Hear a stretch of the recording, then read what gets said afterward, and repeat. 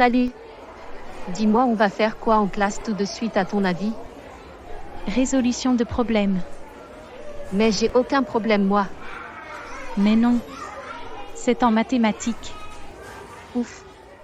Bon allez, on y va.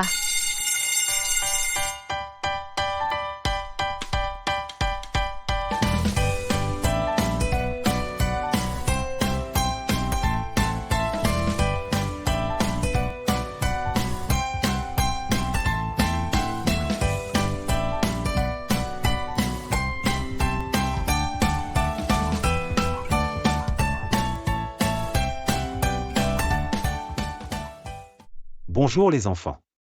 Aujourd'hui nous sommes en mathématiques, et nous allons travailler en résolution de problèmes. Quand tu vois la main levée dans le tableau, mets pause et réponds oralement à la question. Mais si tu vois le sablier, alors réponds à l'écrit. Aujourd'hui nous allons nous intéresser à des problèmes de composition.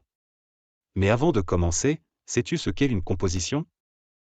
Alors je crois qu'une composition, c'est quand on compose quelque chose avec des morceaux.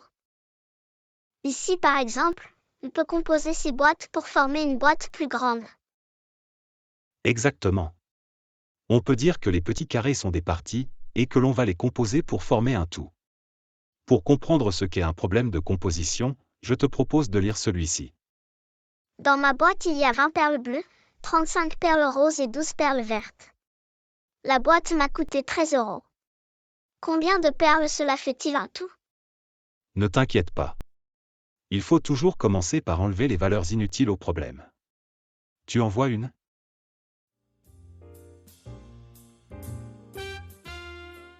Oui. Le prix de 13 €, cela ne va pas nous aider à connaître le nombre de billes. Très bien. Que penses-tu des autres valeurs? Eh bien, 20 perles bleues, 35 perles roses et 12 perles vertes sont des quantités que tu possèdes. On dit que ces valeurs sont toutes les trois des états, car elles disent ce que j'ai. Et c'est parce qu'elles sont des états que l'on va toutes les trois les mettre dans des boîtes. Ah, je comprends, dans ces boîtes on va ranger les billes.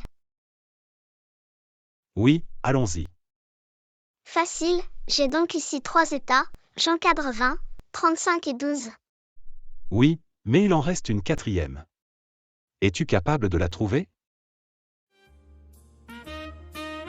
Allez, je te donne un indice, cette valeur est cachée. Elle est à la fin de l'énoncé.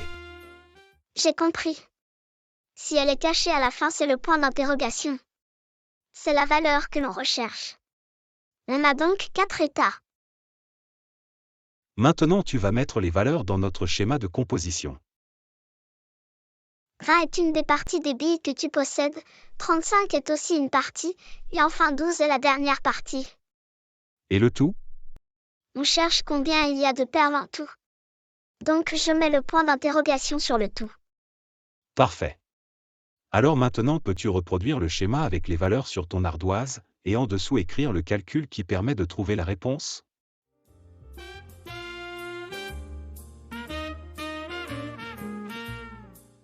Ça y est, tu as trouvé? Je t'écoute. Alors je pense que pour trouver le nombre total de perles, je dois additionner les parties entre elles. 20 plus 35 plus 12 fait 67. On peut donc répondre que cela fait 67 perles en tout. Très bon travail.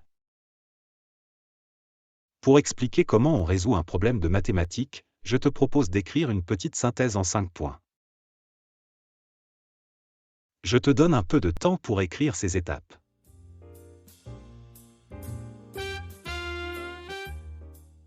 Après avoir lu l'énoncé, on commence par barrer les valeurs inutiles.